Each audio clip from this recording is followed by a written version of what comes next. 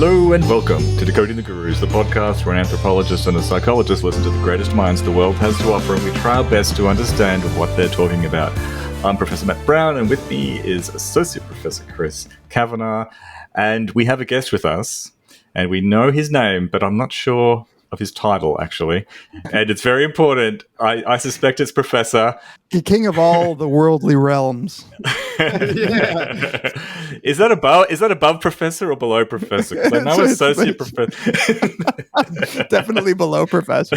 That melodious voice that you hear is the world-renowned David Pizarro, host of this very small, obscure, academic niche podcast. Very, very bad psychics, very bad wizards. That's it. Which he hosts with a ghost hunter and philosopher, Tamler Summers. So David is a psychologist, a moral psychologist, is that? Or social psychologist? I'm a social psychologist only because moral psychologist wasn't really a title when I started doing it. But yeah, I'd say social psychologist. And to answer the question, associate. But there's a story behind that. I just haven't filled out my paperwork. There's nothing wrong with associate professors, even specially appointed ones. Those are right. the ones that's the title you want, the non-tenure equivalent.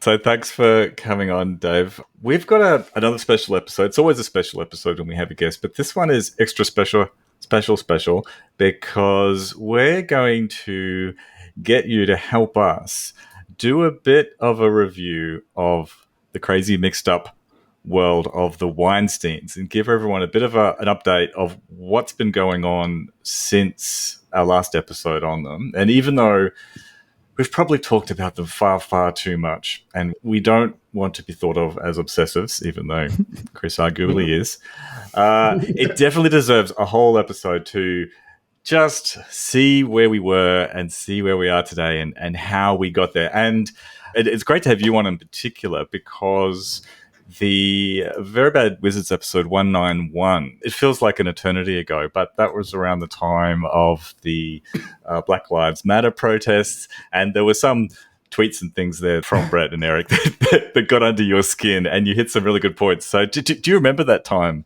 Dave? I do. And first of all, thank you so much for having me. I would just want to say, not only am I excited to be on your podcast so I can talk to you guys and meet you because I've listened to you guys and have not had a chance to meet you, but to be on the Weinstein podcast episode. I mean, the Weinstein episode, this is like, this is some big shit for me. This is because I've been waiting for you guys to do the episode, and here I am, like inside of it. This is guru royalty. This is like being there with Beckham and whoever he's married with. Right. But yes, I very much remember. I don't remember the content of what I said when I was upset or Tamler, because as you might feel like once we publish an episode, I forget everything until the emails and the tweets come in angrily. And, we have been doing a podcast for a long time in podcast time. And we have, I think, a fairly big chunk of our following has come to us from people who first listened to Sam Harris and people who would be sort of sympathetic to the thinking of the IDW in general, which is fine. We appreciate them. But it wasn't so obvious to us until we said anything against them. And then all of a sudden we realized, oh, wow, there are a lot of people who are not happy with us for criticizing them. But yeah.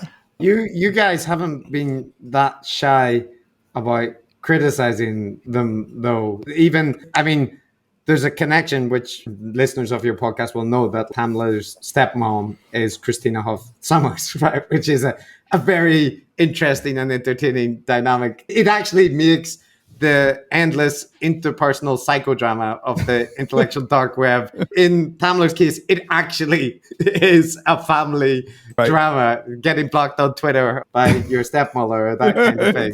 It's very close to home for him. Yes. Christina has, she is part of the original dark picture spread of the IDW. Oh, was she in the bushes? She was I think she was in the bushes, and she was, she was dressed fabulously in, whatever dark outfit. Leopard. She had Leopard a print. leopard That's right. print. That's right. Yeah. That's right. Just like Bret in the same photo shoot. They have matching leopard print.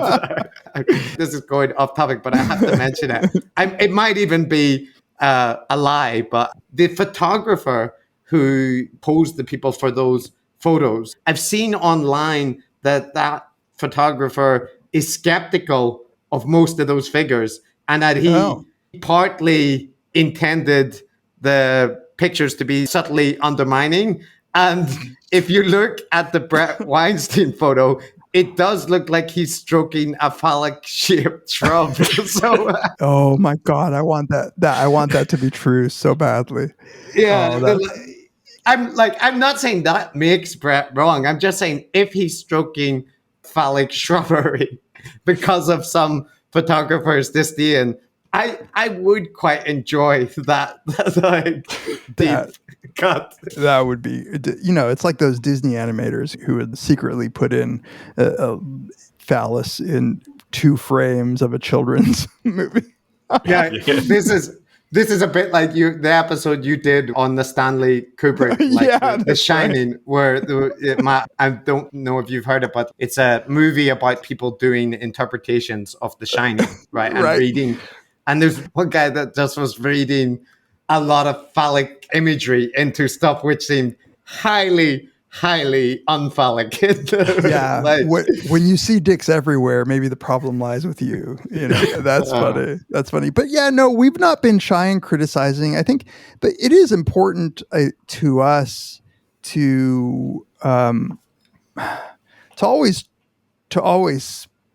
This is hard to do, I think, and we may have failed miserably at times, but to speak of people with respect, even when we're criticizing them. And there's certainly people we've disagreed with who are, I would consider friends, Sam Harris included in that number. And so I think that day, though, might represent the time when I had just gotten pissed off enough at some tweet that it just set me off. And I don't have a relationship with either of the Weinstein brothers, of any of the 4 famous Weinstein brothers. And so I certainly didn't feel any, I didn't feel any of that. Oh my God, they might hear this kind of, there was no sentiment holding me back from expressing my anger at what I think, and I think might be a theme of what we discuss, what I view as a sort of deep irresponsibility, not just about what they believe, but about how they are leading, like who they're leading where. Like there is I think in general, an unwillingness to deal with the problem of having followers who are going to misuse your information and work in ways that even you would disagree with. And that's really what I think pisses me off the most about some of these, especially lately.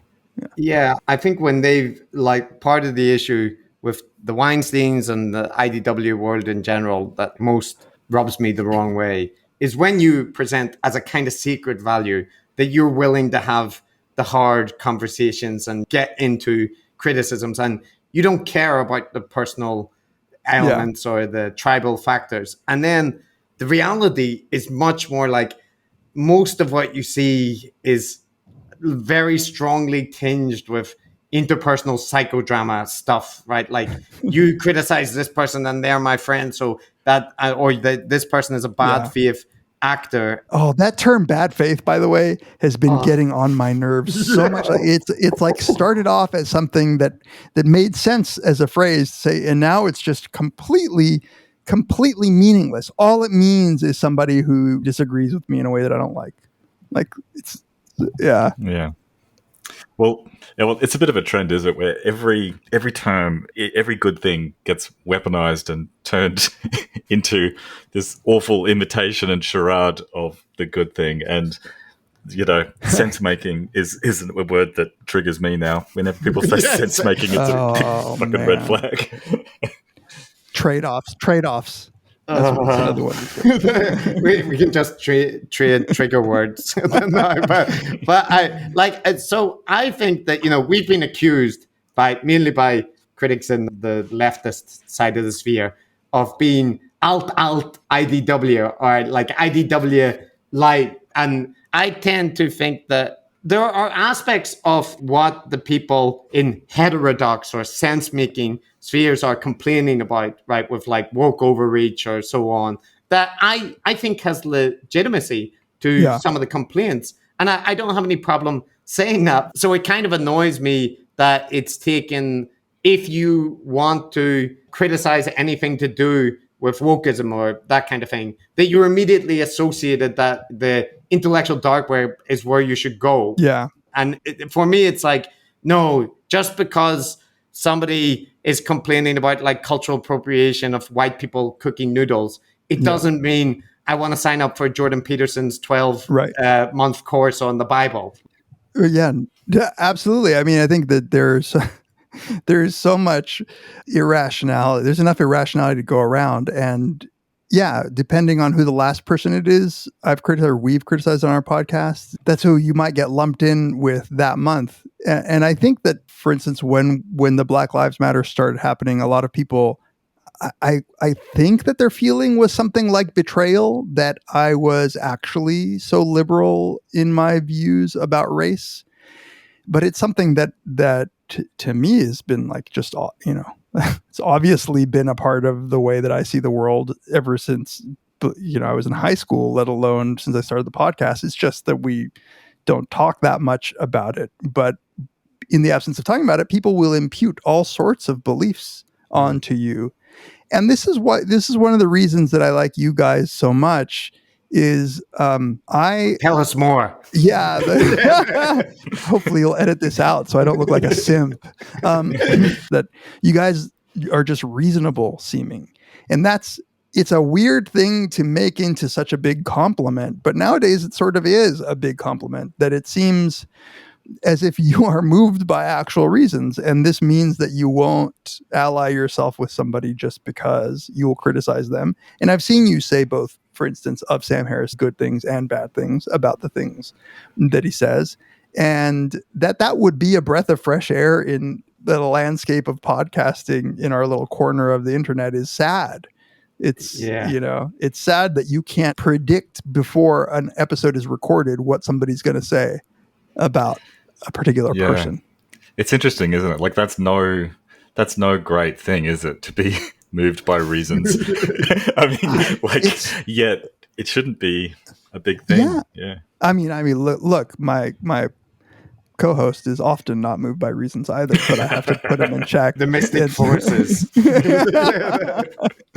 And again, it's not as if I think of myself as better than these people. I think I just don't have that much stake in espousing the particular views. Like, it doesn't matter that much if I say I don't like this particular viewpoint, because I haven't. And huge credit to our audience for, I think, over the years, either learning from us or being drawn to us because they were already like this, that it's okay to disagree with each other, criticize, and still actually like each other.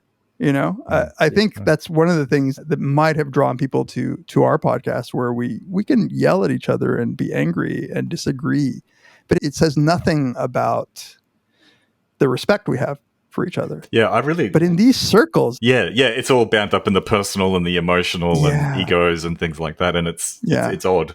I just wanted to echo that. Like, it's something I've said a lot, which is that I think dispassion is really underrated these days. Like, it's an old-fashioned academic virtue to have a dispassionate interest in a topic, and for it to be just sort of intellectual and at a distance from your self-image and all of those things. And it's kind of not a cool thing to say, but I see it as a real benefit to, when I think about my non-online research, the fact that you do treat it as a puzzle to be solved, and not something that's connected to your deeply held values and how the world ought to be. That's a plus. Yeah. It's no great feat, but I think part of the issue with that, though, Matt, is like that's so often invoked now, that people say, look, I don't care about I'm not emotionally invested in this, or I'm just rationally looking at things from an objective point of view, dispassionately. And it's so often not the case when it's invoked, that there's a legitimate thing, the same with sense making or whatever. There's nothing wrong with the term sense making, right? There's nothing wrong with this passionate analysis. But when I hear somebody say, I don't have any tribe, or I don't belong to any political tribe, I immediately think you're the most extreme partisan who just doesn't recognize it. But there are non-partisans. They do exist. So yeah, I mean, look at the word rationalism already indicates probably where you fall on. It's sad, and I think a lot of this is just wrapped up in the incentives that are around us, right? So we can see ourselves sometimes being drawn to saying certain things and podcasting about certain topics because those get us the most tweets, it gets us the most retweets, gets us the most new whatever Patreon subscribers, and that's just, sometimes to the point where if we've done some episode where we made some political statement, we're just like, next time let's talk about a movie. Because we would just want to like cool people down a little bit and just it'd be like, that's not it's not the kind of audience we want to cultivate. I'm just saying, ghosts. If you guys whip out ghosts, that seems to that's all people care about. It doesn't matter who your guest is or what your culture war take. If you want your attention to be swamped, just get Tamler to talk more about the evidence for ghosts. It's funny that you say that. The next movie episode will be Scooby-Doo, the documentary. Yeah. And you can tell Tamler the moral of that story is that it's never a ghost. It's always an old man. He never watched it until the end. He must hate those. Are you sure that guy wasn't a ghost? Wasn't that the double fake out? I think there was a deeper commentary about skeptics. While we're lightly mocking my co-host, I'll say another thing, which is that I think the relationship that I have with my co-host and the mutual respect that we have is what allows us to disagree. And so, we're constantly mocking each other. But that's also something that's missing in some of this discourse, where it's like, even though people allude to this all the time, the very topic of this episode, we'll see Eric tweeting like, oh, why can't Bret and Sam just get in a room together and hash this out? Well, because that's never what they were going to do. Mm-hmm. They were never friends like that. Whatever mutual respect or the stroking of each other's egos or the sucking of each other's dicks that goes on in some of these circles, it's not really about mutual respect. It's about whether or not you will get your followers to agree with me, and we can get everybody mad and show the other people who disagree with us that they're wrong, as evidenced by the fact that the minute a disagreement arises, things go to shit within that space. Yeah, it's interesting you talk about, that having a wellspring of respect for your co-host allows you to have arguments, because I just don't have that with Mark. It's obvious. It's obvious. I'm surprised you guys. We operate from mutual disdain for each other and lack of respect. But the problem, this is where I went wrong. When I tell Chris too much, he knows too much. So he knows, for instance, that I'm hungover and eating a cookie in the shower. It's hard to have respect for someone. This is true. We do share too much about our personal lives to each other in incidental conversations about recording a podcast. But I mean, this feels like it feels so mundane to simply say that being able to disagree with someone and not lose your shit and cut all contact right when you receive criticism. It's that this isn't unusual, and especially in the academic sphere. And academics can be thin-skinned. They can be super invested in their theories. Anybody who thinks academics are these objective paragons of rationality, they haven't interacted with many academics. But the thing that academics can do is really harshly criticize each other and their ideas, and then be on relatively good terms, like at the next conference, people devote book level critiques, and then they might hate each other, like, but they kind of are forced together. And like, we interviewed Evan Thompson, the scholar of Buddhism, and he recommended at the end of it I think a 10-piece special issue of a philosophy journal that was dedicated to his book. And the way those book symposiums are, that they're often very critical pieces. And I just cannot see the Weinsteins or most of the people in the intellectual dark web being able to handle that fairly mild critique where people take your work, search for critical stuff, and at the end of it, you come back and say, I really appreciate the critical engagement with the content, but here's why you're wrong, right? And so it's like a weird thing that's in any way virtuous because it's so normal. Yeah. And I don't know, like I don't think that this is specific to the intellectual dark web, but these happen to be the people that are on our Twitter feeds and who are interested in the topics that they discuss. I'm sure if you went into like whatever, any industry, that you have a collection of people who are thin-skinned. But what bugs me is that they can be people who's very, very outwardly proclaim to be not that. At least that like some Hollywood exec or some actor who's like a diva, if they tell you you're never going to work in this town again, you were never under any guise that what they really were seeking was the truth of you knew, it's an industry, that, but when people purport to be dispassionate truth seekers and treat their followers like a cult leader would treat their cult followers, it seems, it's odd. Well, on that note, steering this back to Eric and Bret, I think you're episode 191. I'm going to refresh your memory about it because I think it's a good starting point for all of this. Okay, good. Thanks. Because, as you guys mentioned, like us, you guys in principle are fans of heterodox takes and free speech and all that stuff. But what you noticed at the time of the BLM protests, and this was before I was really tuned into these guys. Chris probably was more so. I might have listened to a couple of things. Okay. Here's some of the tweets you mentioned of Bret's and Eric's, where Bret called the BLM protests, described them as threatening every value and principle that binds us together and the American Revolution. Eric Weinstein said that the crime of driving while black has become the crime of thinking while white. And the thing that really annoyed you guys was Bret Weinstein drawing this strong parallel. Like, this is the thing we've noticed too, where everything gets related back to them and their personal kind of history. And they related these national protests to the local drama that happened at Evergreen and his personal grievance there. And here's the thing, the points that you guys made, which is that, does the IDW have to be such fucking drama queens? Do they have to be doing so much catastrophization, these hyperbolic comparisons, and these personal narratives of grievance of being persecuted and suppressed?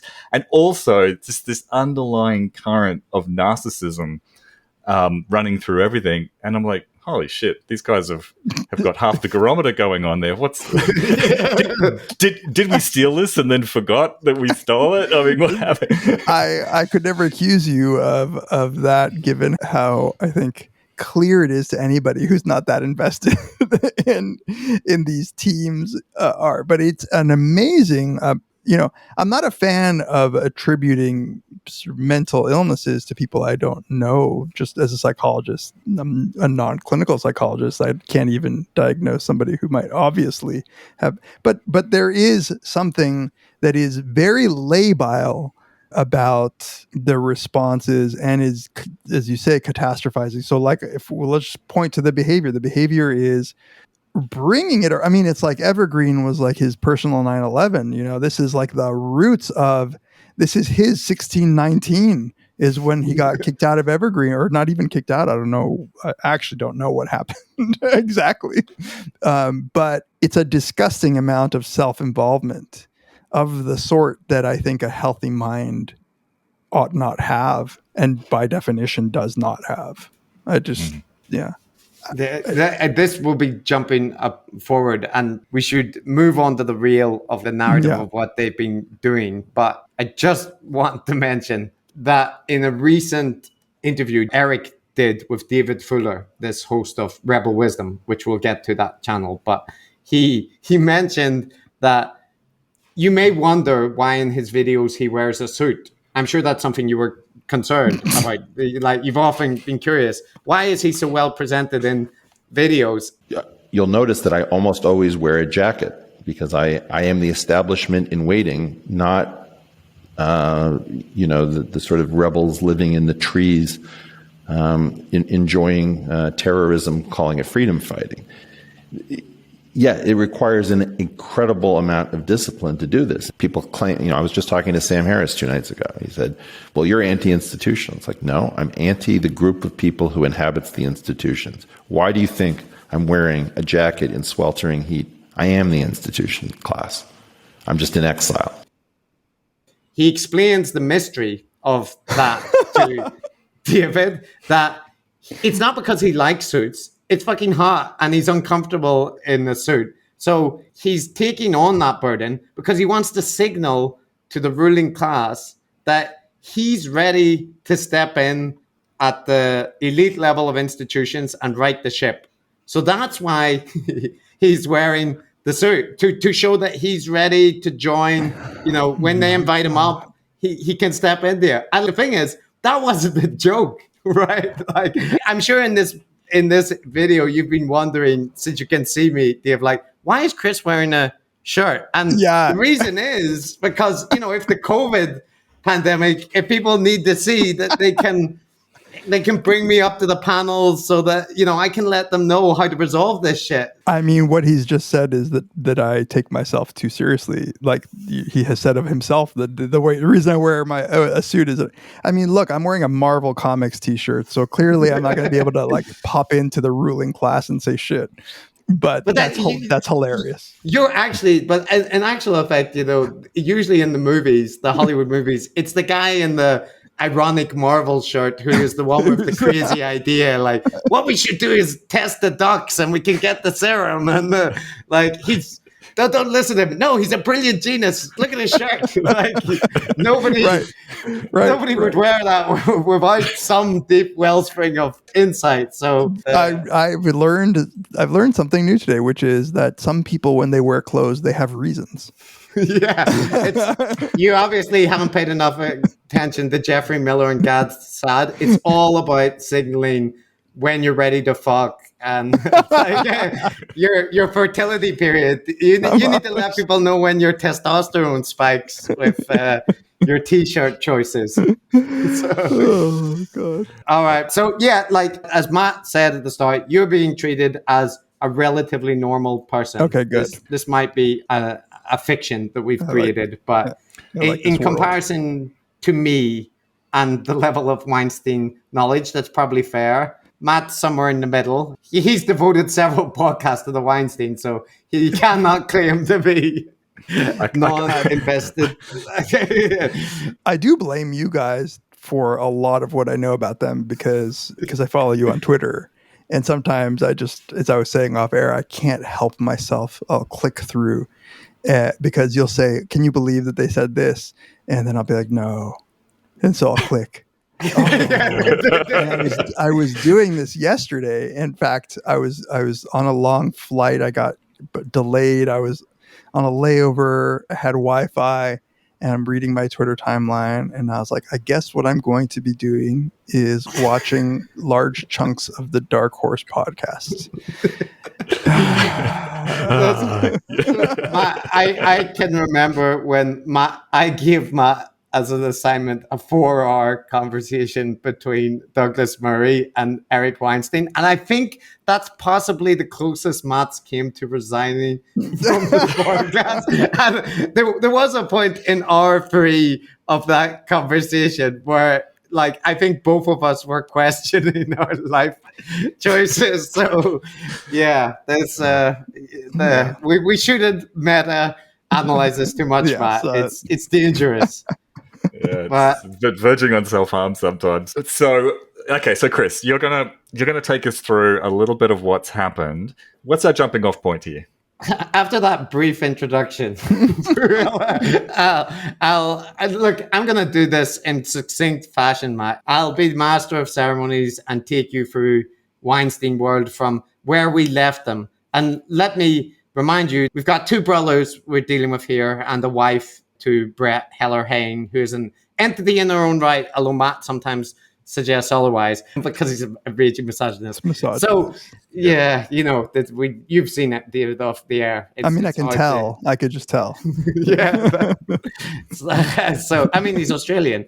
So the where we left him was that Bret was firmly on the ivermectin anti-vax train, but they're doing the usual thing of framing it as that they're just asking questions. They're worried about institutional capture and so on. And Eric has, in the meantime, remained relatively aloof from the conversation. He responded a couple of times just to say, thank you for asking. I don't have an opinion, uncharacteristically, on ivermectin. Oh, and also, Eric's podcast has been on an extended hiatus. In typical Eric fashion, he's given several conflicting reasons, hinting at dark forces that were conspiring to prevent the podcast. But Eric's contribution is mostly around detailing what those dark forces consist of and what he's going to do about them. So maybe Eric is the easiest brother to deal with. Yeah, look, in some ways, Eric's gone the high road in terms of this sort of abstract, nebulous, conspiratorial stuff, whereas Bret's gotten, since we first covered him, he's gotten really specific. He's intangible. He's gone all in on the anti-vax stuff. So where things began to unwind is since taking that very hard stance, they were pushing ivermectin, making pretty strong claims around vaccines being unsafe, having some very strange people, some very strange guests on talking about the vaccines causing like terrible babies' brains to explode, exploding, that kind of thing. And meanwhile, all of the studies around ivermectin, which was at the time quite an ambiguous thing, all the subsequent evidence seemed to be pointing in the wrong direction for ivermectin. Yeah, I would maybe clarify that ivermectin had like many potential treatments, low quality studies, some of which were positive, but it wasn't the case that like there was a strong body of evidence suggesting, you know, it's a very promising thing. It was like many things in the pandemic, just simply something that people were starting to look into. There had been positive results in vitro studies, which again, I feel like I'm not a clinical drug developer or anything, just somebody with an interest in science and skepticism. And I understand the pyramid of clinical evidence, which is in vitro studies where you see this amazing effect in cells in test tubes, is often not translatable into humans or animals. It's kind of like battery technology. People find these initial great effects, but they can't actually turn it into anything that would be usable. So the level of skepticism, I think, was flipped on this, you know, in the same way hydroxychloroquine got. So that's all, Matt. I know you weren't suggesting it was strong evidence-based, but I don't think the attention it was getting was warranted. So Dave, let me ask you this. Have you heard of the Better Skeptics Project? You know, in passing, because I again, from you guys' tweets, I started going down that rabbit hole and I couldn't for the life of me figure out what happened. And whatever that day was, I didn't have the time or emotional energy to dig too deeply into it. From what I understood, it looked like some attempt at you know, like good faith, antagonistic sort of, you know, dispassionate presentation of evidence. But I don't know, was it started for this ivermectin stuff? Well, I don't want to put you off it, but it is described by the people who run it as an exercise in guerrilla sense making. But Chris, Oh my God. Yeah, so Matt, you've drawn us onto the Better Skeptics wormhole. So we'll leave Eric in the dust for now because he's not really involved in this. But so Better Skeptics is a project organized by a guy called Alexandros Marinos, I believe his name is. This person could be described as Bret's Uber fan. I'm not a man averse to long Twitter threads, but I have never seen Twitter threads the length that he produced to defend almost every claim that Bret made. Like Sam Harris released a podcast with Eric Topol, which was quite explicitly targeted at Bret. And this is part of the emergence of people within the heterodox IDW space that began to be quite critical of Bret, right? Claire Lehman, Sam Harris, Yuri Dagan, who's a character that will come up in this Better Skeptics project. But it wasn't people just like, us who have been long-term critics of the Weinsteins or that. It's people who would be seen as ideologically on their side. So Alexandros made an Uber thread, which essentially line by line attempted to dissect Sam Harris's podcast and essentially declare it all bad faith, all wrong, no valid points made in any of the contentions. And this is the guy who was organizing the Better Skeptics project. Now, he was organizing it with his wife, who I think is a journalist, and they put up $10,000 of their own money to act as an incentive to get people to participate. You off air, Tamler, you mentioned, Sam Harris issuing. Look, you called me Tamler. This is your one warning. It's the second time. He's done it to me. He's done it to me. If it makes you feel any better, Dave. Have I called you Tamler? No, you've called me Matthew Smith because Smith is a very boring last name, like Brown. You son of. It's the ghosts in this here building. But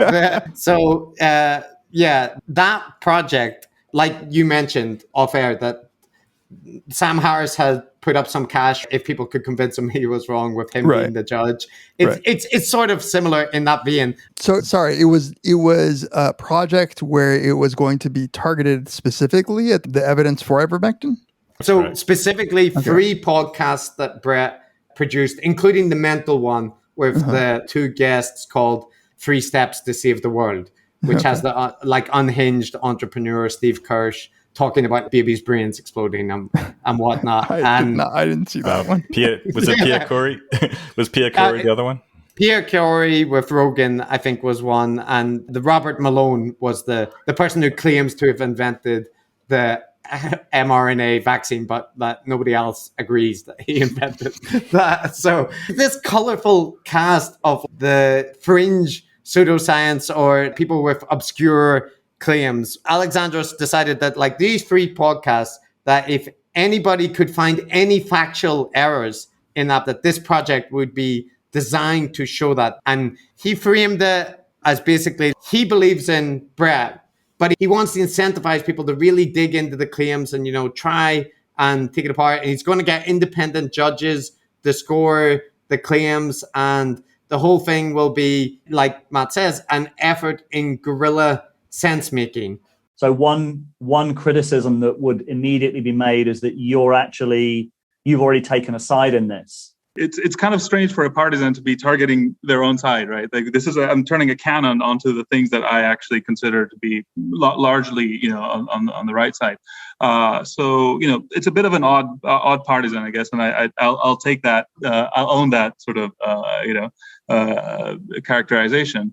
But at the same time, the whole challenge is structured in a way such that if somebody truly cares about the truth, and it doesn't matter what their preconceptions are, if they agree with me or if I disagree with them or if they've never heard of anything to do with this before. And they were interviewed by this YouTube channel called Rebel Wisdom, hosted by an ex-journalist, David Fuller, which started out as spinning off pro-Jordan Peterson content. It made a documentary about Jordan Peterson and then went into other figures offering rebel wisdom. So Bret has featured there and various other figures from the alternative sense-making ecosystem. So this project was heralded on this Rebel Wisdom channel as, okay, let's get down to the nitty gritty.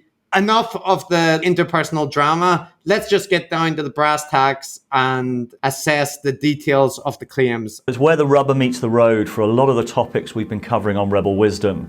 The problems of finding truth, the challenge of sense making, and it shows all of the problems with the fragmented media ecosystem, the difficulty in agreeing what's true, and it has huge costs and consequences on what are life and death questions. So on the basic steps of it, it sounds like not a terrible idea, right? It's almost like setting up a scientific community and having them review things by their peers. There is a clip for this project basically saying that their goal is to do better review of the evidence than all of the relevant experts, like all of the medical authorities, all of the, the scientific communities. They want to do it better because those guys have been doing a bad job of it thus far. I think the philosophy is kind of to see if collectively we can produce something that is of higher, or at least as good quality as official or expert sources, right? We've seen with COVID that the official or authorities have sometimes been slow at catching up, or they haven't been that reliable always, and so forth. And on the other hand, you've seen groups of just random people like Project Evidence that came up, I think it was in the spring 2020, were one of the first to put together an extremely detailed case with a lab leak. And they were just an anonymous group of researchers, and they put up a phenomenal amount of work. And that's just collective. Or you have the drastic group of people, right? Again, just like grassroots organic people who collectively managed to really change the narrative. It's like people who want to do away with taxes, but then pool their money to help each other build roads. It's like, wait, what's that? So you'll be shocked to learn that this project did not go exactly as planned. So I have no idea what I'm kind of excited now because I have no idea. Is it over? It's over. Okay. It's finished. Okay. It's issued its final report. Now let's see, given that you're a naive person here, right? And all you know is that the CEO of the project is an uber Bret fan. So with no other information and no details about the judges, just at a guess, what do you think the outcome of this project will have been? My hope is that the final report, while overwhelmingly favoring the evidence for ivermectin, at least found one or two potential problems on one reading of the evidence so that they could preserve their air of skepticism and rationality. Oh my God. Bingo. How did you guess? If this isn't evidence of psychic perception, I don't know what is. Like that was spooky. Yeah, so they got, I think, 3 or 4 that they validated out of 40 something submitted objections. But Bret and Heller in their recent episode take this as, look, this project was designed to take us down. It was an adversarial attempt. And we thought this was the bad way to do it, because you can take individual statements out of context and so on. And yet it passes us with a clear bill of health. So what does it matter what all these supposed experts say when this BS project, that's the initials they chose for themselves, give them a clean bill of health.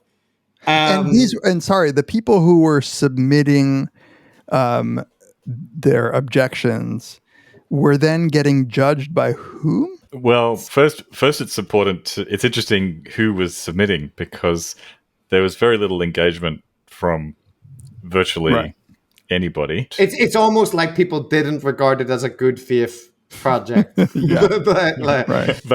there was a big fly in the ointment, and that in the form of Yuri Gagin, right, Chris?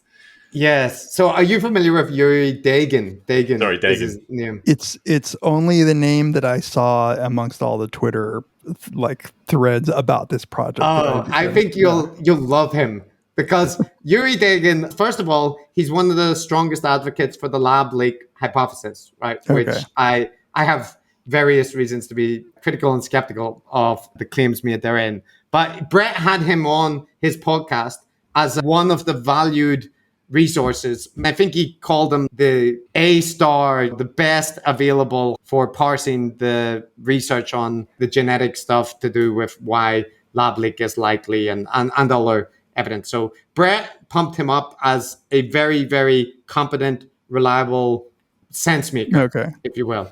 And Yuri Dagin's background is that he's a Russian entrepreneur focusing on life extension technology, like cryogenics and that kind of thing. And he also is a fairly combative Twitter presence, it's fair to say. So the interesting thing was that he came out strongly in support of the vaccines and drew the ire of the lab leak community, large portions of it, because strangely, it's almost as if the lab leak community has attracted like a fair share of conspiratorially minded people. It's weird. There's like a unexpected overlap there between anti-vax sentiment and lab leak hypothesis advocates. What a strange corner of the world where the thing that lumps truths together are simply their conspiratorial nature. It's just so odd to me that, you know, these are two completely independent things, like the truth or falsity of the lab leak hypothesis and the effect. You know, there is nothing wrong with a world in which one of these is true and the other one is false. Yeah. It's just solely a desire to see the world in terms of the rebels and the guerrillas and the outsiders who know the truth and the insiders who are part of the system. And it's like, for people, you guys probably, I think, have touched on this, if I recall correctly, but for people who have worked in a system, like a university system or, you know, a professional society or a loose collection of people studying the same thing, it's just impossible to think that these things work out so cleanly in the way that they think. That I couldn't get a conspiracy going. I'm not saying that there aren't, you know, the CIA has done plenty of shit, but this is one of the organizations with like the most resources in the world. And still that shit comes out. And to think that any, I don't know, like, it's just odd. Yeah. It's hard to overstate how much that's encoded in the DNA. Like, of all the gurus that we look at, it's almost always maxed out on our scale, right? Conspiratorial thinking. And it's just, in the case of Bret and Eric, I can't help but think it's just this desire to feel important and special and to have known something. It's this, again, I'm breaking my own rules, but it's like their mom told them they were smart and they have spent their life not feeling as smart as everybody else. And now they finally have a host of followers who are telling them, no, they are smart. They're fighting for all of the things that are true and the whole world is against them. And you know what? On any given Sunday, like, nobody would give a fuck about what they think. And they just got launched into this national stage, international stage of people telling them they must be right about something. So anything that comes out of their mouth, it's to their shock and dismay. Somebody comes on and says, I believe in lab leak, but I don't believe in ivermectin. What? Yeah. I thought you were a rebel. I thought you were a guerrilla, you know, not to even get into whether or not these, like, any of these people are the scientists of the sort that you would trust to evaluate. This is why I like this. So your podcast to me is fundamentally about epistemology, and there's a crisis of epistemology. And we're so attracted to people who tell us what to believe. I think all of us, I think fundamentally. And there are people filling that need right now who should not be. Who should not be. Look, there's a feedback loop that I think makes any of the, you know, even if you want to regard it as you shouldn't speculate about those things, Bret and Eric have specifically, personally stated that they get what they described as a perverse pleasure from feeling that they believe something that the majority think is wrong and feeling that they're so ahead of the curve that other people can't even see it on the horizon. And you imagine that when you have that personality characteristic, and to go deep into Weinstein lore, they've discussed having an uncle who basically give them an unconventional education, encouraging them to seek out that kind of thought process. And when you have that characteristic, and then you have the modern social media ecosystem where there's this just a desire for people who are just going to constantly shit on establishment or the orthodoxy or mainstream thinking. It's like this horrific feedback mechanism where even if you had reasonable points, you're going to get caught up in the churn of bullshit and just driven further and further. And in Bret's case, the Dark Horse podcast, I remember when they were hesitant to voice anti-vaccine sentiment. Then they have on Geert Vanden Bossche, who is a fringe theorist talking about natural immunity being better than vaccines. And there's still like a hesitation and a lot of throat clearing.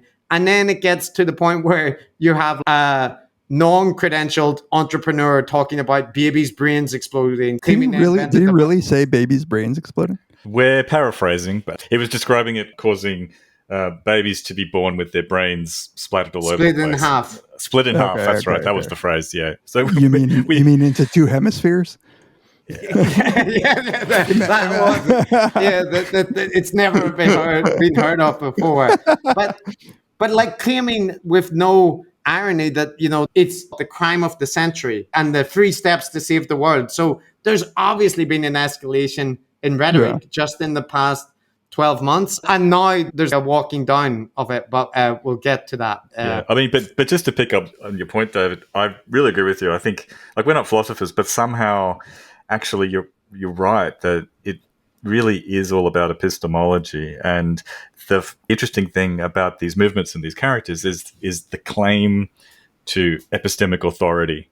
And you can think about a lot of these ingredients as whether it's the cultishness or the conspiracy theories or the fact that you cannot trust the establishment, they all work towards positioning themselves as a source of unique, trustworthy knowledge and to go to them. So it's just like, I don't think you can understand it without focusing on that.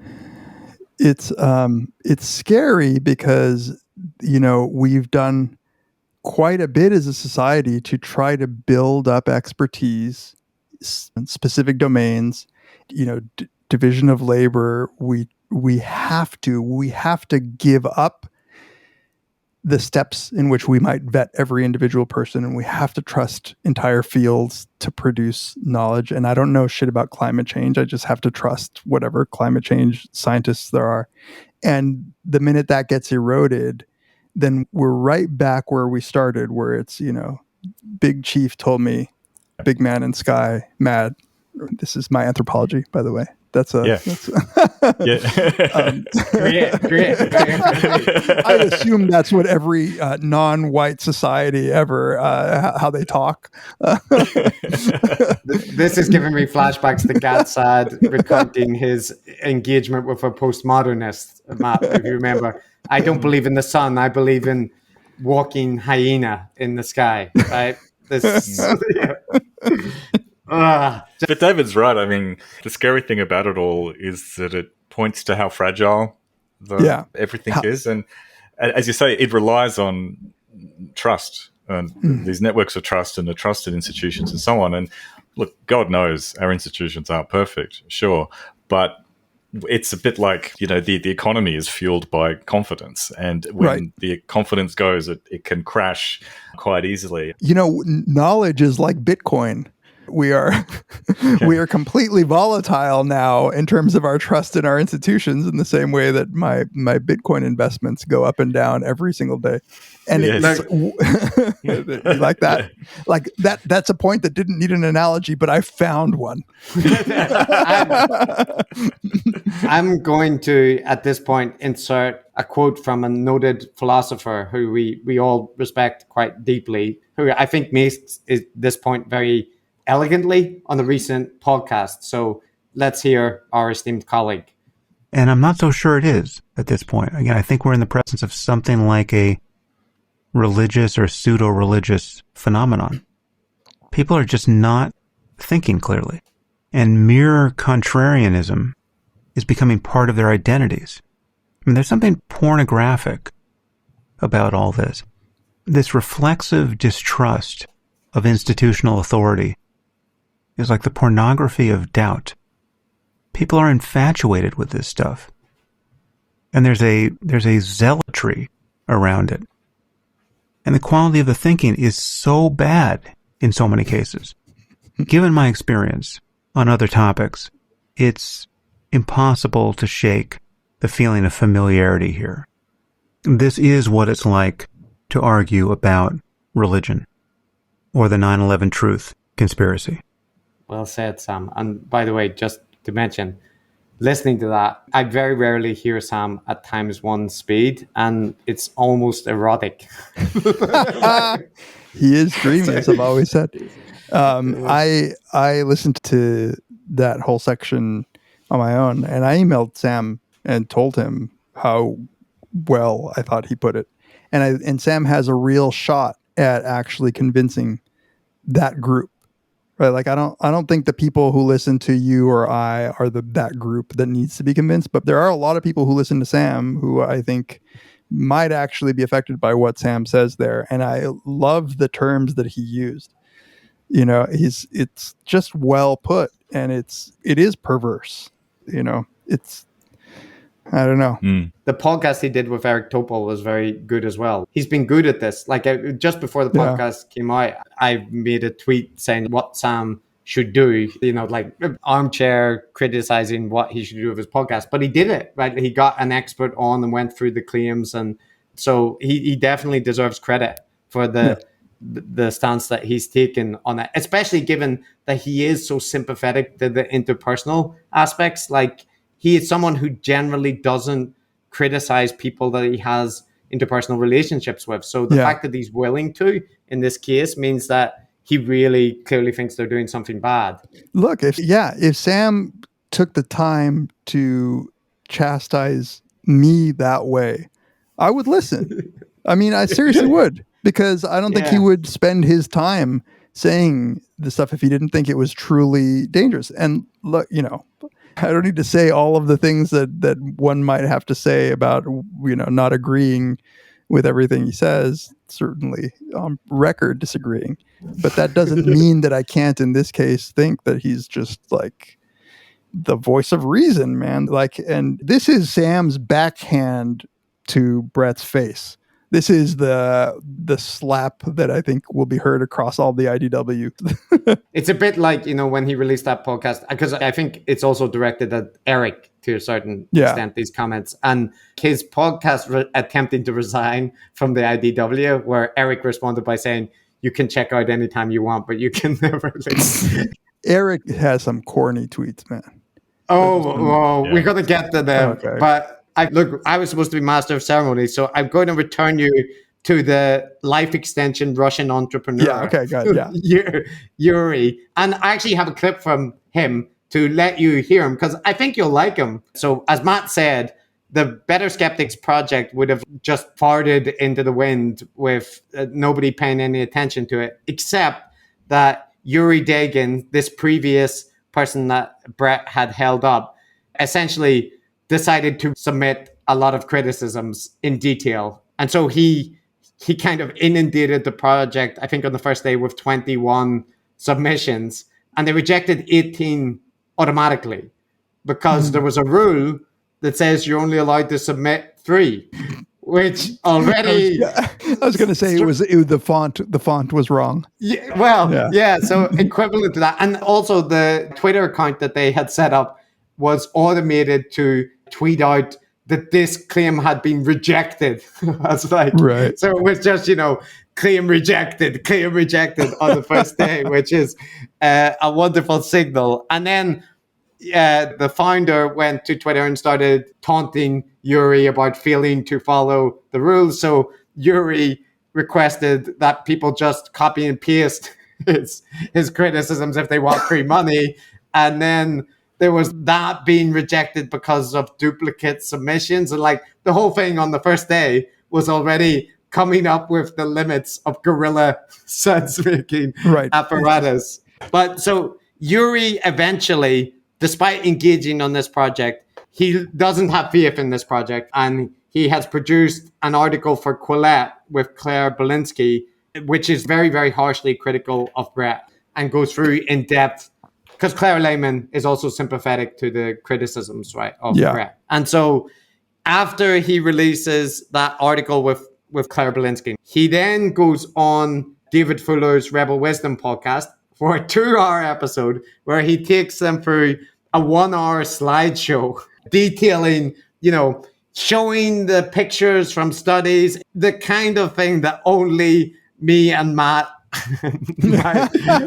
might be interested in, but the kind of thing which the heterodox sphere, this is what they do instead of going to lectures, is watch these conversations. So it was a really, really thorough rebuttal. And Yuri clearly knows what he's talking about when it comes to these kind of studies, because part of his expertise is that he has been assessing clinical trials for the past decade. So he's got he's actually asked by David Fuller for his credentials at some point, and he's like, why the fuck does it matter? Just believe what I say or don't. But then he teases out of him that he actually has like a decade of experience assessing clinical trials. What is your background and what is your expertise in this area? Who cares? I mean, I present you evidence and claims. Please evaluate them on the value of the evidence. It doesn't matter who's delivering them, as long as they're delivering a coherent argument substantiated by evidence, facts, links. So, this is it. People are like, you should listen to Robert Malone because he's the inventor of mRNA vaccines and he has a PhD. No, if he says bullshit, stupid things, wrong things, or if he doesn't provide the evidence and there's counter evidence coming from, 5-year-old, listen to the 5-year-old, because evidence trumps credentials. Anyway. Sure, I get that, but I think you have what is your background? Why do you have a medical background? No, I don't have a medical background. I have a drug development background for the past decade or even longer. So, if you need credentials, I've been developing new drugs, analyzing drug development clinical trial data for the past decade, or animal data. So it might have been relevant. But anyway, I'm going to play a clip of Yuri in that interview talking about his criticism of Bret and how he sees it. And it's quite a nice encapsulation of his character. And also to call out Bret publicly. Well, Bret is the biggest source of this misinformation. He's the biggest voice. Basically, he is the leader of the movement for ivermectin false efficacy and vaccine false dangers. Bret is the spokesperson for the movement. So, and he's also a friend, or at least I still consider him a friend. Maybe he no longer thinks of me as a friend. And then maybe there's a bit of a disconnect between what people in Russia, the level of shit they can tell their friends and still remain friends, and people in the United States that they can't, they may be so thin-skinned, or to them, criticism, or even vocal criticism, or even being a little bit of a jerk when voicing criticism, to them that's a deal breaker and friendship's over. I don't know. In Russia, we fight first, then we drink vodka, and then everything's fine. In Russia, vodka drinks you. Yeah, I can't dislike Yuri. He's actually almost encouraged me to appear and debate the lab leak with him. And I've made clear I can't debate the technical details, but I think I can highlight the conspiracism and that kind of stuff. But I probably will do it just because I enjoy Yuri. He seems to have the right attitude about it. But so he does a dissection of the arguments, this in-depth, each point showing, the diagrams that they showed on the Dark Horse podcast, for example, saying that the spike proteins are concentrated in the ovaries. And then he shows that actually it's a graph where they cut out the other 4 organs where the concentration is much higher. And anyway, the paper says the concentration is way, way lower than anything that could cause any significant effect. I don't know what to call that tactic of taking things out of context, visually or charts, but that's such a classic move, man. You know, because as if the size of the diagram that you show is like has absolute meaning. Yeah. There was another sign from the diagram in one of the biggest ivermectin studies, the one that I think is now being retracted or at least has huge questions over it, was that the graphs they used were the default Excel bar charts using the default colors, and they had the series 1 randomly still there. That's the kind of thing where people in the alternative ecosystem are like, what the fuck does that matter? It's just don't be nitpicking thing. And you're like, no, every academic understands what that implies about the quality of the thoroughness which this paper is undergone. And that paper is also, see if this raises any red flags, Dave. It's in a journal with one issue. So there's a couple of warning signs, right? But Yuri's debunking there is a good illustration of why that ivermectin stuff is a conspiracy theory, because none of the claims are hard to debunk. But the thing you notice is that there's so many of them. And it's just like playing whack-a-mole where, one bit of evidence turns out to be rubbish, but they've got 1,000 other ones. So it just has that structural similarity to pretty much all conspiracy theories. Yep, exactly. It's a hydra of bad evidence. Yeah. And, so like the Better Skeptics Project, to put a capstone on it, it descends into farce, mainly internet drama with Yuri being called out by various people and judges saying that they've been attacked by Yuri online, and then various things coming out that academics would understand the issue, where the 3 independent judges all see the scores that they submit, and there's various discussions about like how I think they need to get over a barrier of 9 to even consider a submission, right? To do the sense making to try and work it out.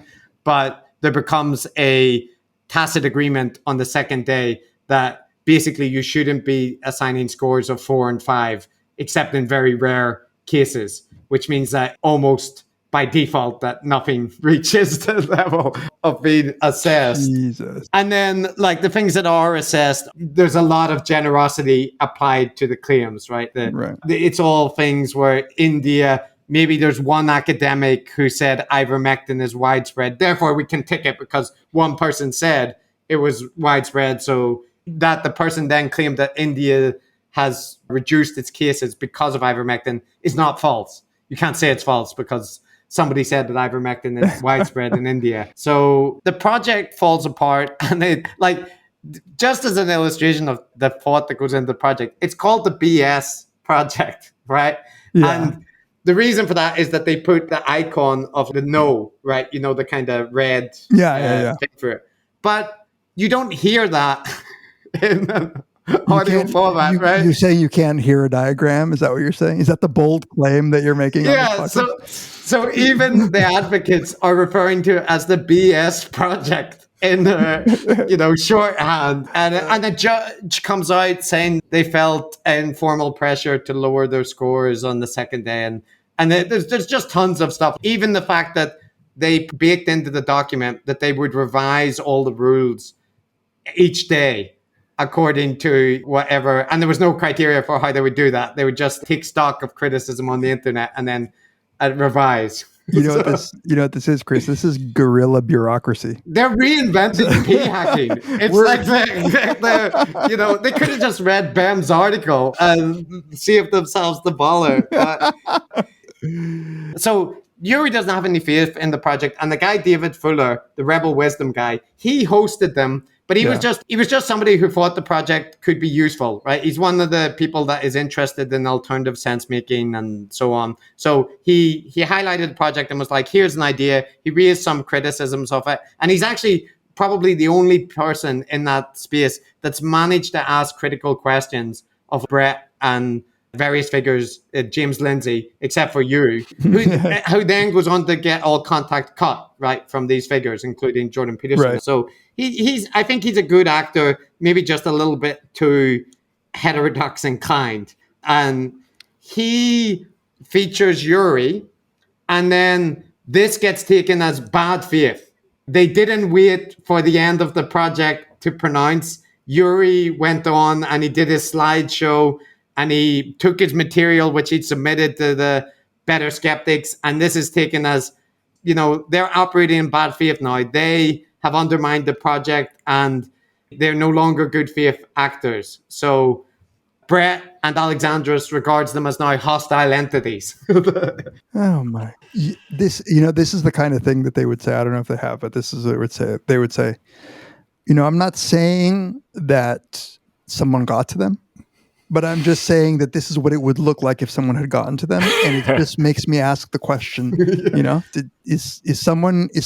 I'm concerned maybe for their safety because they're acting as if somebody has gotten to them. Maybe their family. I don't know how somebody. That is also the thing that then that Uber fan or very solid people would say, like, what are you talking about? He expressed concern for their safety. He's not He's worried about them. Yeah. And he didn't say somebody had got to them. He said it's what it would look like if someone got to them. Like, what are you guys? This is reason making in the online infosphere. But Dave, what do you make of this? I mean, like putting aside all of those just methodological and issues and bias with a project like this Better Skeptics thing, it seems to me that something like that is fundamentally flawed because what they do is they get right into the weeds right off the bat. They focus on very particular little claims.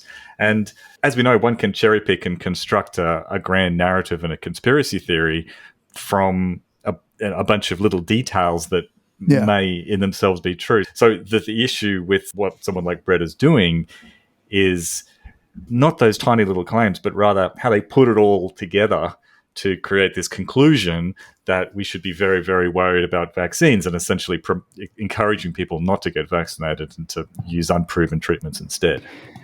The way that I have felt when I hear them talk is like you would think that somebody who had consulted with counsel as to what they should say or not say, and they seem like they're often careful to say, I'm not anti-vax.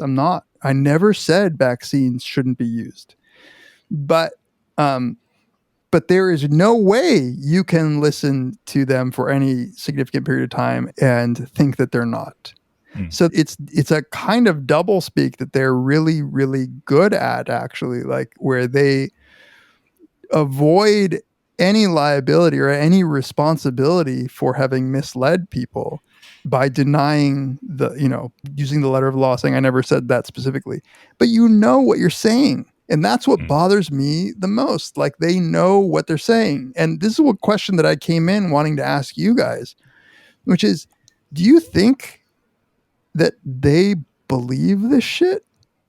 So I was talking to my girlfriend about Alex Jones, and she's not the sort of person who listens to any of this stuff, but she has fallen into the YouTube black hole of listening to Alex Jones previous times in her Jones, and she's firmly convinced that he's such a grifter that he just completely doesn't believe anything that he says. These guys are harder. These guys are not Alex Jones. It sounds like they might have convinced themselves, and I don't know why they chose ivermectin. I have no idea. But do you think that they actually think that they're really being objective at this point? I think they kind of do. Yeah. Thinking about Bret and how they say on the specific thing, I don't think they're very good thinkers. I think they are conspiracy theorists. And we know how careless they are in terms of their research. Like we know they don't read papers and stuff, and we know they misunderstand things. And I think it's highly connected to that narcissism thing. Yeah. I mean, narcissists really do have that amazing self-confidence so that they do a cursory glance at something and feel that they've just, without any background, do convince themselves that they've figured it all out. So it's a bit like asking, does Trump really believe that he's the smartest men in the world, and that, all that stuff. And it's kind of the wrong question, isn't it? Like, every psychologist knows that that people deceive themselves before they deceive anyone else, don't they? Yeah. And it's hard to if I were them looking at them, I would say they're doing it for the sweet Patreon dollars, but they probably don't think that.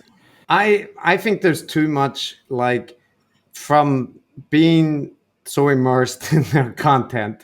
It's clear to me that it's a whole mixture, right? In terms of their self-image as these rogue intellectuals is tied up in their position now with this, and their income is now tied into the increase in Patreon support that they've generated from it, and just interest, appearances on Tucker Carlson, and so on. So it means that I think trying to disentangle, like, where the influence is going, it's hard because there's influences going in all different directions, from them to their audience, from their audience to them, from their bank to their, and lots of it is bound to be unconscious as well. So I do think, however, that Bret has to consciously know that he is not addressing certain arguments. And, like, I don't know how, if he is seriously deceiving himself that he's answered them, he has, like, a level of self-deception armor that any role player would be hugely envious of. It's plus 30 to avoid any self-doubt. Right. By the way, did you guys, I assume since you watch everything, you watched Eric Weinstein unveil his website on Joe Rogan? So painful. Wasn't that one of the cringiest things I've ever seen? It really, really made my penis soft. It actually made me, that's one of the times where I felt sad for Eric. I was like, oh, I think you're a self-aggrandizing asshole, but oh god, it was worse than the worst episode of Curb Your Enthusiasm. That's right. This is like when Trump is like one of those G8 meetings, and all like the French and the English are all laughing at him, and he's just like, you always feel sorry for him. Almost, but like with Trump, he's such a, he doesn't even have the pretense of intellectualism, right? He's a buffoon. But like Eric has his water wiggle. He calls the shots. Yeah. And he's swinging it around, and he's built a website around Pull That Up Jamie, right? In a very bad read of a situation for something that's supposed to be flattering. Such a bad read. I mean, Joe, I don't watch a lot of Joe Rogan, but you guys haven't done it. No, we will though. Yeah, okay. I was going to say he's naturally on the list, but I've not seen such animosity toward one of his own guests. Yeah, and then they get into like, I actually agreed with Eric in this discussion about music and universality. I can't remember what it was about, but it tinges all of the rest of the conversation nearly, because Joe is just being argumentative and dismissive, right? Yeah. Super dismissive. I mean, and because he had lost his patience, I think calling him, he's saying, I don't understand anything that you're saying right now. Yeah. Which is, yeah. Well, I saw an interview with Eric Weinstein and Sabine Hofstadter. Did you guys see that one at all? No, because that was actually that they were both guests on another program, and there was a bit of a debate between them. And Sabine Hofstadter is another sort of whatever public educator of physics sort of thing, and she's quite good and is known for being like a no-nonsense kind of physicist. She's not into, for instance, things like string theory and stuff where you can't actually collect data and get evidence. And they're talking about his grand unified theory, and she's making a lot of very sensible points. And Eric is doing what he usually does, which is to use more complicated language and kick it up to a higher level of abstraction. Yeah. And like, she's a physicist, and I just appreciate it because she was flat out saying to his face, I have no clue what you were talking about, Eric. So it's one thing if Joe Rogan doesn't get it, or if we don't get it. but I found it refreshing. And, this is connected to some of the other little dramas we could briefly revisit. Whereas when people who really do know their stuff look at these highly technical claims to special accomplishment, it never seems to stack up. Yeah. Right.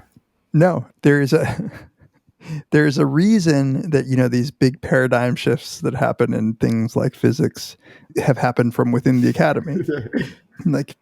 I don't know. I mean, it just seems like a reasonable thing to believe that some fringe person isn't going to upend all of physics. People would be worshiping at his feet. Yeah, this is something though I did notice that you mentioned where he ramps up that level of jargon and abstraction. Yeah. Maybe abstraction isn't even the right word because he's just jargony. And I thought, well, he must not have been a very, I don't know that he was ever a professor, but he can't be a very good teacher. Is this Bret or Eric? Eric. Eric was never a professor. Yeah, he's just, he's in the private sector where that actually makes you more respected in the room. When you can say big words that people think are smart, you actually get the consulting gig. But in academics or whatever, Richard Feynman spoke in a way that we would understand. Yep. Actually, and it's not even super uncommon. Like, it is relatively rare. But for instance, at my institution, for a little while, they had a specialist statistician, right? Who was hired specifically for the purpose of helping with the stats. And it's a small university where I work, and I didn't have anything to do with it. But people were sending me his stuff because they'd begun to notice that something was wrong, because he was the expert. He claimed to be an expert in statistics, and I wasn't around when he was hired. But they found that nobody could understand anything that he said. Nobody could understand anything that he wrote. And people with just a tiny bit of statistical ability were noticing that some things in the stuff that he submitted just kind of didn't add up. And they asked me to check. And look, it turned out this guy was exactly the same. He was actually a total fraud. He'd been hired out of desperation, because it's very hard to hire a statistician in Australia, actually, because they're kind of rare.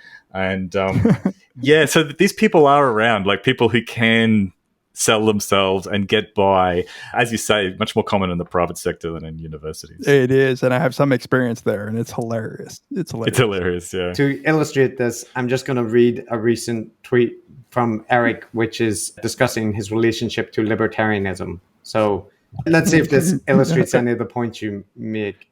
I view radical libertarianism as almost literally the linear approximation to a free society where you take all non-linear ways we impact each other and send them to zero in the libertarian limit.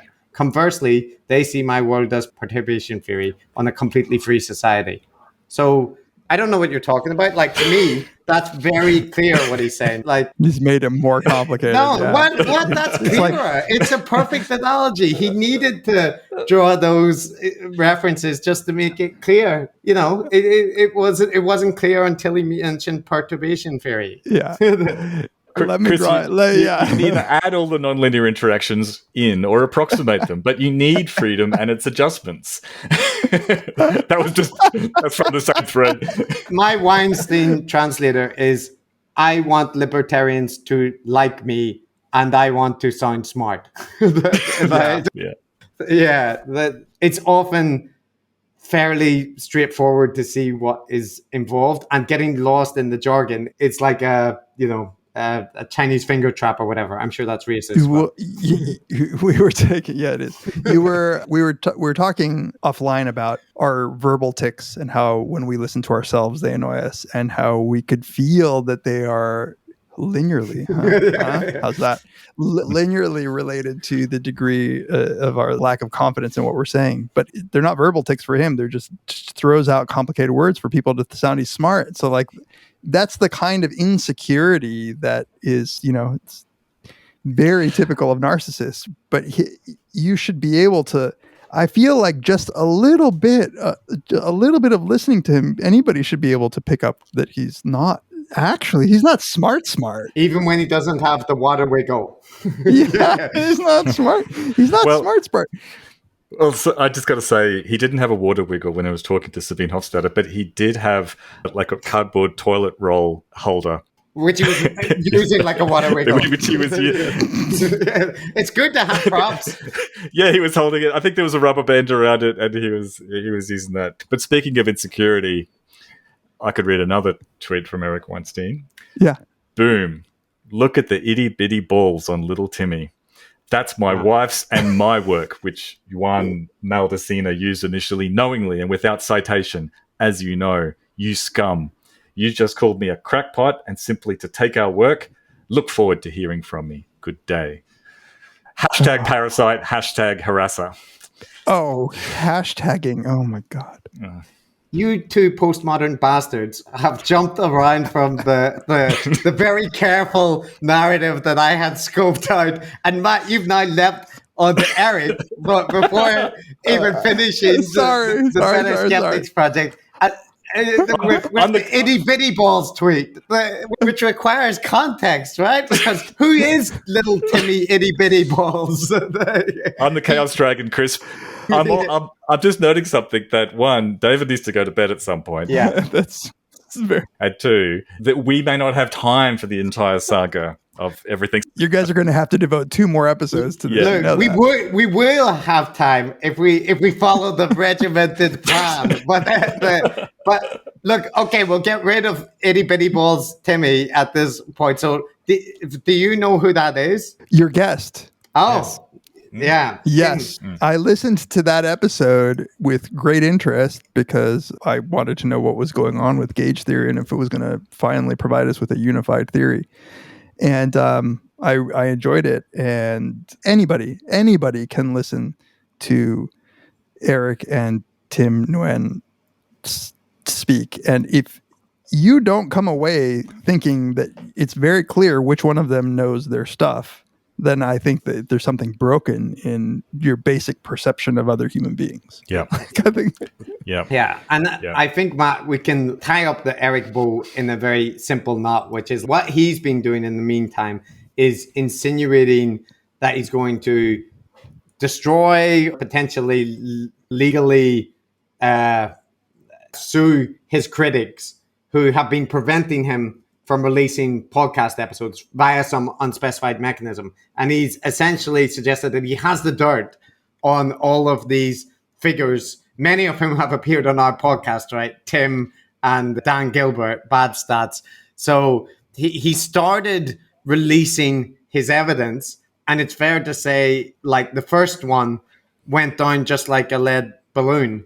He basically took a comment where Dan Gilbert on a Discord server had made a thing saying, oh, I heard Eric said that he wanted to rape children. So that's what I'm going to spread across the internet. So it's obvious in that framing that that's a joke, right? Like that somebody is saying, oh, I'm going to interpret this in a malicious way and spread, and he didn't do that. But he used this as an illustration of like, this is the kind of information I have about my critics, and these are the kind of people they are. They make these horrific child abuse jokes. Well, no. He describes them as threats against his family. Yes, threats against his family. Yes. So,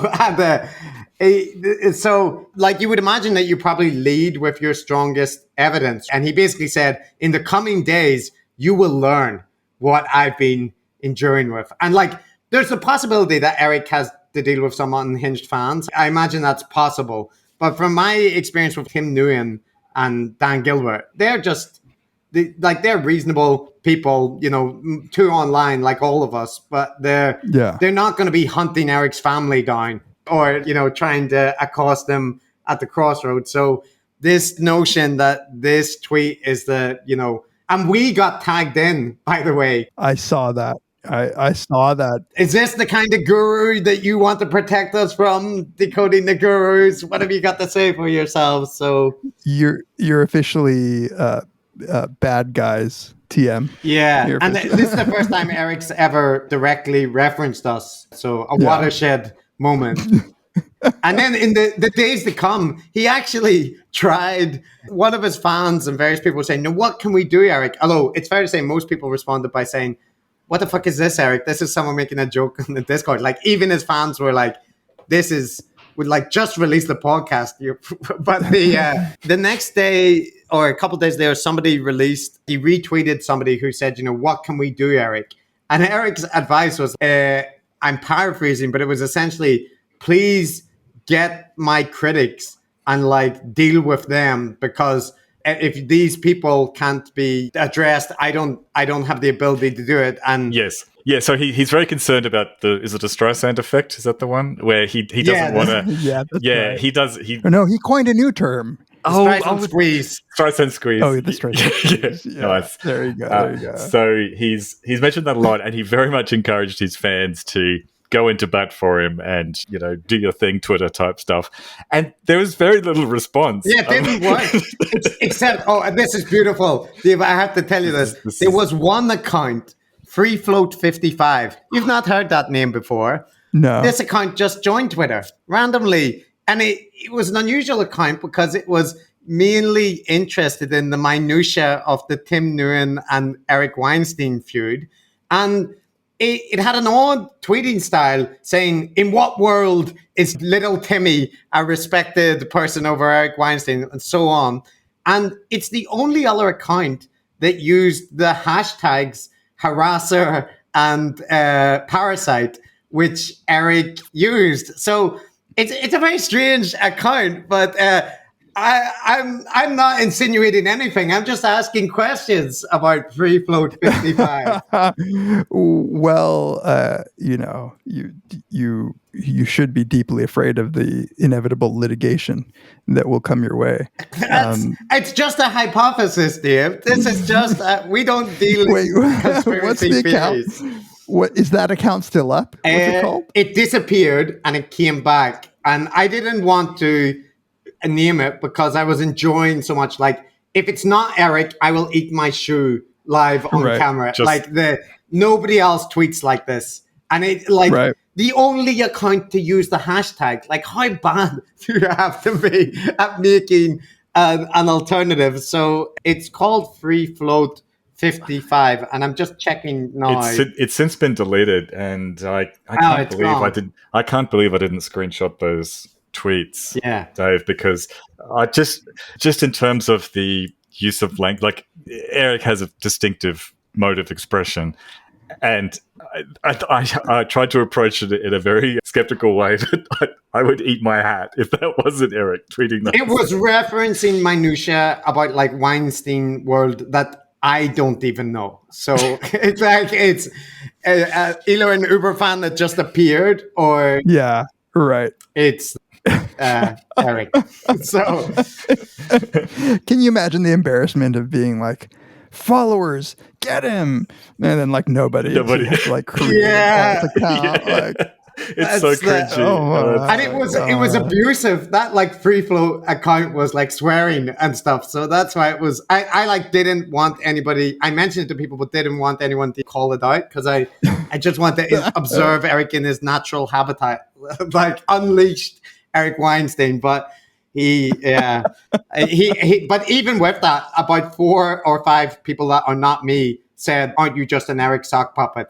So, and he was like, "Sock puppet? What's a sock puppet?" wait, wait till he finds out about IP addresses. So that's Eric. He's gone. We'll close out the Weinstein saga by.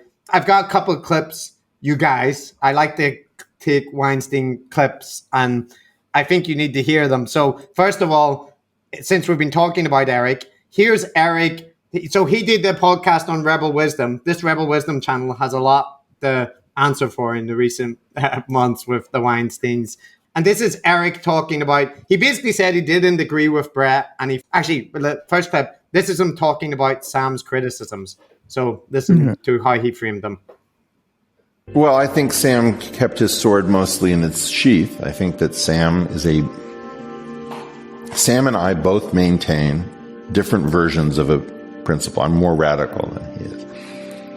I believe that there is a lot of residual wisdom in a corrupt system.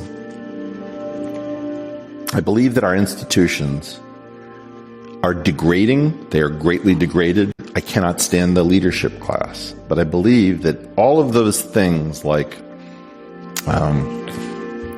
all the things that are in place in a hospital to make sure they don't cut off the wrong leg if you're having an amputation or something, these things are part of the wisdom. They were put there in part by people who are now dead, where nobody remembers why they're there. So I think Sam has an instinctual feeling that the system works. Now, obviously, there's the personal dimension here, but we shouldn't get distracted by the soap opera. These are hugely significant topics of importance to everybody. That weird music wasn't in your head, by the way. That was in the background of the clip. What? Yeah, I love that, because he's essentially saying, like, we are the descendants of, the real geniuses who, discovered fire, built aircrafts, but we're like the monkeys who don't know how to do it. So we're just worshiping the technology, and some of the information of the ancients is still there in the institutions, but it's now run by like corrupt bureaucrats who don't understand how any of the systems actually work. Wait, by the way, those systems, like what's in place to prevent you from getting the wrong leg amputated, those are the ones that Sam trusts, but I'm a rebel. Yeah. Like, I trust those as well. I'm pretty sure that's just a marker on your leg as well. Oh man. So that clip was just to load up the better clip. Okay. But I mean, it borders on gibberish. It does, but this is how Eric needs to frame that. He thinks Sam has a point. Yeah. Right? He has to couch it in all this kind of vague stuff, because he can't directly just say Bret is wrong. And this is him talking about, like, he does express that he disagrees with Bret, but this is how he frames it in that discussion.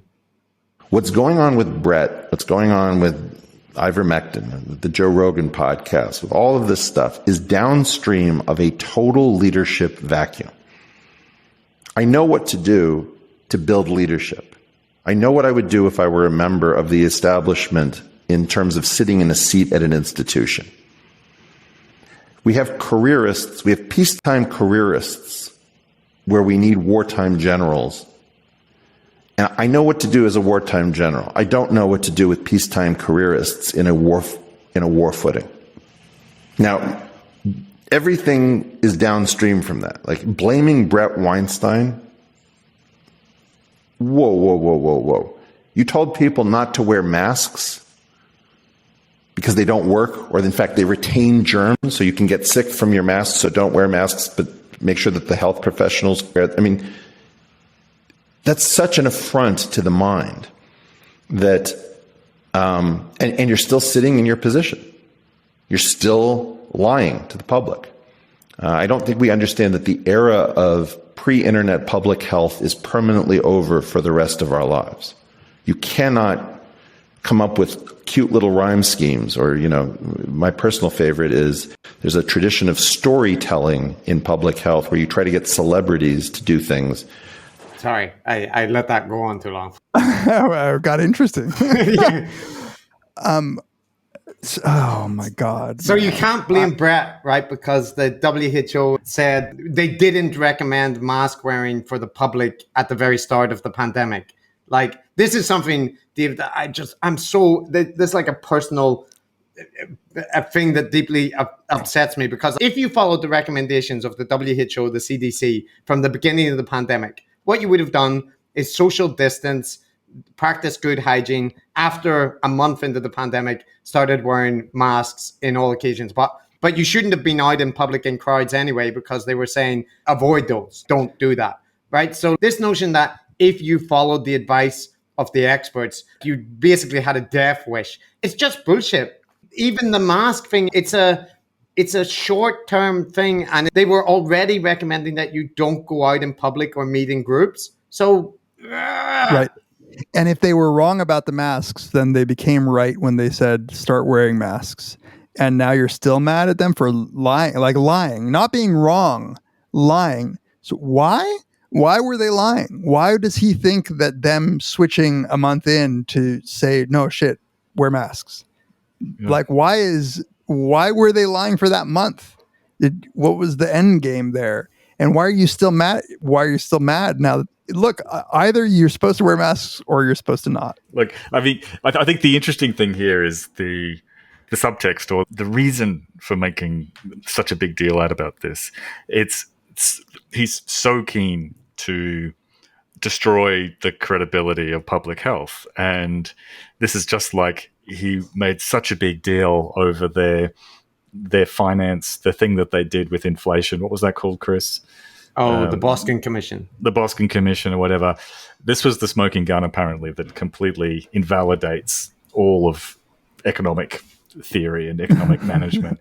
Just like his revelations about physics demolishes physics, just like Bret's revelations about mouse telomeres destroys the entire pharmaceutical industry and probably evolution as well. So the point to all of this is to try to, like, his term is FUD. Have you heard of FUD? Yeah, fear, uncertainty, doubt. Yeah. So he thinks that these nefarious groups are all about sowing fear, uncertainty, and doubt. Whereas the truth is, to what end? Yeah, that's what they do.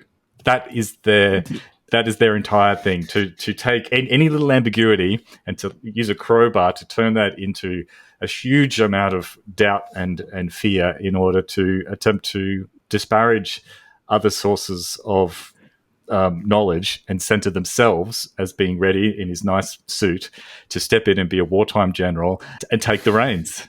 Wartime. You know this guy owns a sword. Yeah. You just know it. You know he has like some samurai sword over his mantelpiece, you know. I'm wondering why he's not dressed in army fatigues. Like the clothing is supposed to be signaling readiness. He should go the whole hog. Just wear a general suit with badges and like purple hearts and shit. Captain Crunch. Just Captain Crunch himself out.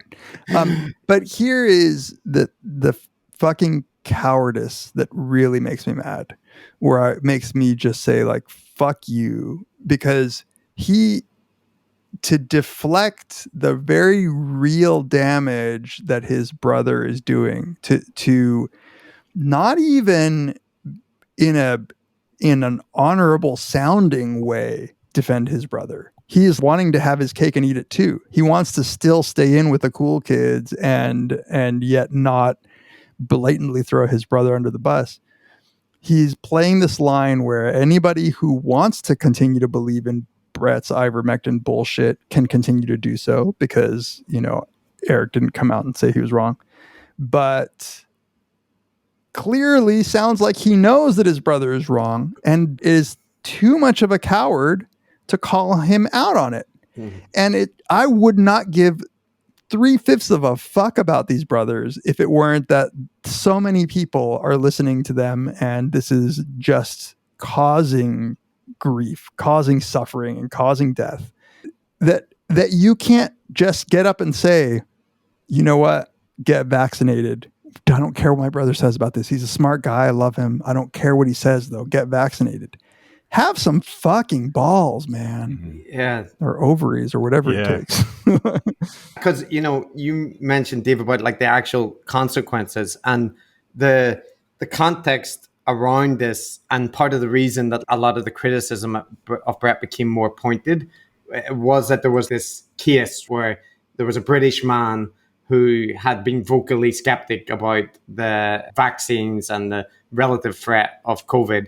And he was sharing Bret's content, and he basically live streamed almost up to the point where he died right from it. So it's like, God, it's a tragic event, and of course, it's it's just an anecdotal story. But we can plug in the statistics, Chris, can't we? And we know by the audience reach and so on that we can confidently expect there's more than one. Anyway, go on. Sorry. Yeah, it's a dramatic illustration of something which Yuri and various other people are saying has to be happening behind the scenes. And obviously it is, because when people don't take the vaccines and there's a deadly virus going around that is killing millions of people in a global pandemic, people die. And there's an amusing element to it where Bret's fans are leaving reviews for horse paste on Amazon, right? And it's hard not to have a kind of macabre, that's the way you say that, humorous reaction to it. But it also, like, that shit's real. Like, people are not getting vaccinated and eating horse paste. And you're like, man, it really, all this stuff, all this drama around the IDW and how hard it is to call people out and stuff, like, in this situation, like, how hard is it just to say, like, what you said, you should get vaccinated and you can still have all your criticism of institutions, but this is a deadly pandemic and the evidence shows that these work. So get vaccinated, whatever else you do. Yeah.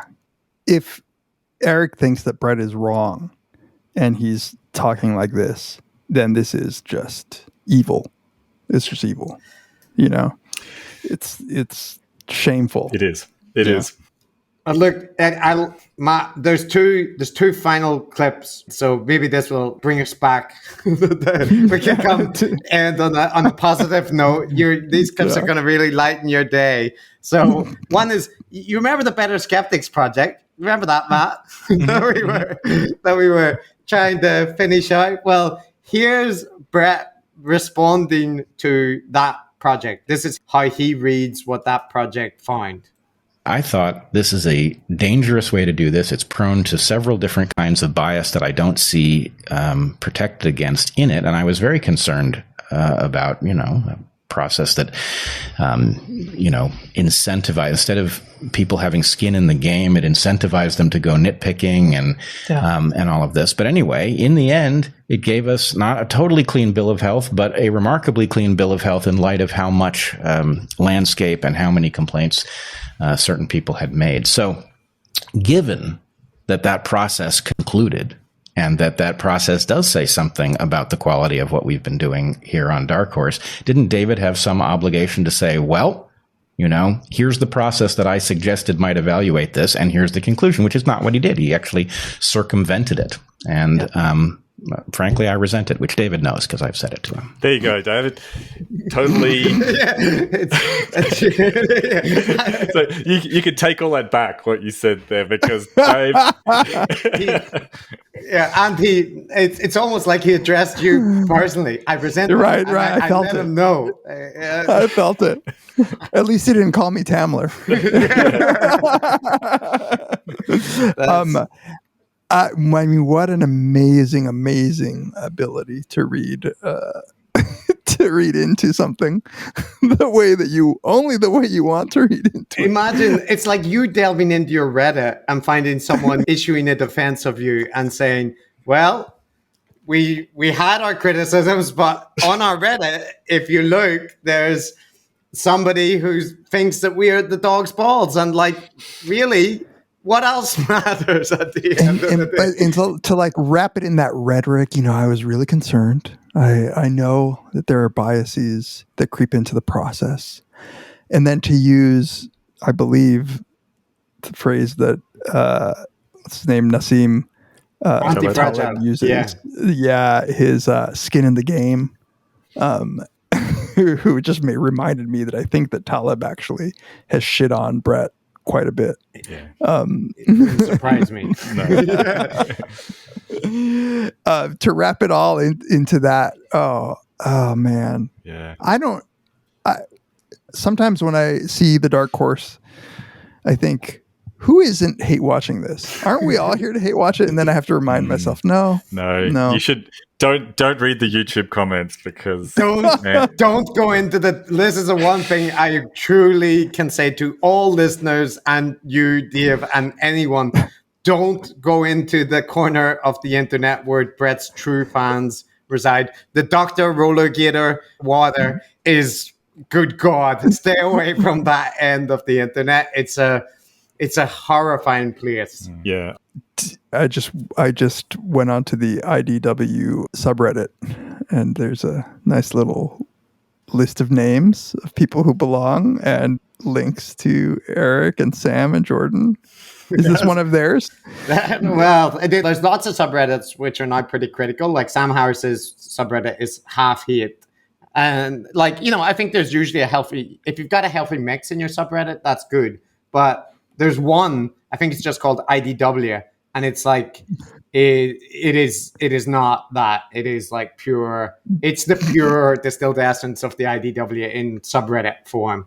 And so if you're looking at that, that's Yeah, that's a beautiful thing. And so you thought that clip was bad. This is the last clip. We're going to let Dave go to bed very soon. All right. But I think go out with a bang. This is a good one to end with. So to editorialize, this is at the end of the process where you've had Sam Harris release 2 episodes. You've had Yuri Dagan do a 2-hour slideshow presentation with David Fuller. Then David Fuller comes out with a massive long article in Aereo, which is quite sympathetic to Bret, but which essentially says, he's just trying to make sense in this ecosystem, but it at the same time says, but he's got trapped in the neck bubble and he's promoting disinformation. And so there's that article. Then there's this huge article in Medium, which David Fuller also releases, going through the evidence for each of Bret's claims and collating all of the refutations. And he releases a video series where he's interviewing people kind of slamming Bret. So these 3 things come out on the same day. And that's part of what Bret is reacting to. So he has that. He has Eric has appeared with David as well, essentially doing as much as Eric can do to say negative things. And then Bret and Heller released a podcast, which essentially avoided all mention of the ivermectin vaccine controversy until it got to the Q&A section. And then they addressed it in a few short segments. So this is an extract from that clip of why they haven't talked about it and what they're going to do moving forward. I mean, there is a lot more to say, but basically, there's been very little careful scientific pushback. There's been a lot of social pushback. And what we have said privately to people is this feels very postmodern. It feels very familiar. It feels very much like there's a social universe and a set of social conclusions that people insist that we must come to. And trying to figure out what is actually true should not interface with that social universe, nor does social pressure change what is actually true. And so we have made a conscious decision to not be talking about it as much anymore, absent big changes in what we understand to be true. We are not going to play defense. We are not going to respond to critiques that don't have new information in them, and the people making them know what that means. And there's just a lot of evidence that continues to grow that suggests that the position that we have laid out, both in what we wrote and what we have said on many previous episodes, holds. And if that changes, if anything about that reverses, we will absolutely come to you, our listeners. There you have it. You know what? Can I just say fuck you guys for ruining the rest of my night? First of all, it's because of you guys that I can even just through hearing, I can recognize all of their voices just because of your tweets. Second, tonight I'm just going to be on like r/IDW trying to get into the minds of these people. But third, her voice is kind of sexy and smoky, which is giving me that misinformation. I'll come to that as well. I think like most of these figures have a very good authoritative voice for what they're saying. I would pay to listen to 2-channel audio of Heather and Sam Harris, in each ear, like whispering, blowing down. What's that book that was like a spin-off from the Twilight series that became like a erotic sensation? The BDSM. 50 Shades of Grey or something? Like Sam and Heller reading 50 Shades of Grey. I feel that, that would be, forget the Patreon money. That's where the real rubber hits the road. But David, this is all sounding very postmodern. You're not discussing the substance. You're not discussing the scientific. Who cares that Heller has a sexy reading voice? It is insane making. It is being gaslit by somebody I don't care about. It's like when she says that stuff, I'm like, wait, how is it postmodern to disagree with you about like the scientific facts? Like, and how could you accuse a scientist of being postmodern when like it is the most what she's doing is the most postmodern thing that you can imagine. It's like I literally feel like just anger bubbling up in me at being gaslit by the sexy voiced woman. Yeah. I should have ended with the Russian. You should have ended it with the Russian. Then I would have gotten straight to sleep like a baby.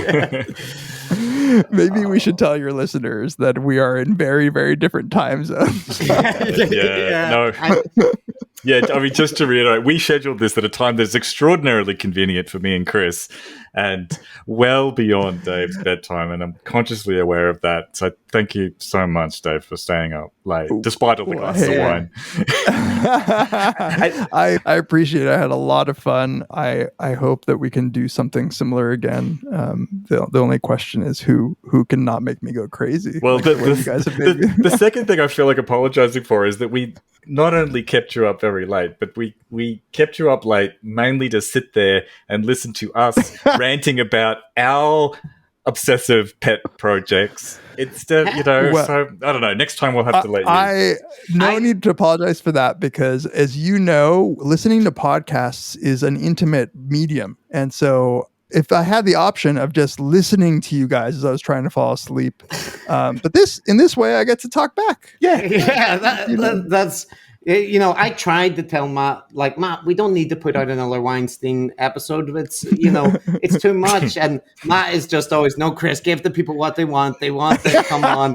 I know you don't like listening to it, but I care about our Patreon. So, I mean, he's now trying to editorialize that he's reluctant to do it. But behind the scenes, I'm just his little monkey. He grinds around to talk about the Weinsteins, Chris. Say what they've said. You know what I love is you should, if you're not patrons of these guys, then you should be, because if you would just get the visual, you would know who's lying and who's telling the truth very, very clearly. Look, Matt is a seasoned, all this research on gurus. He's perfected the facial twerks.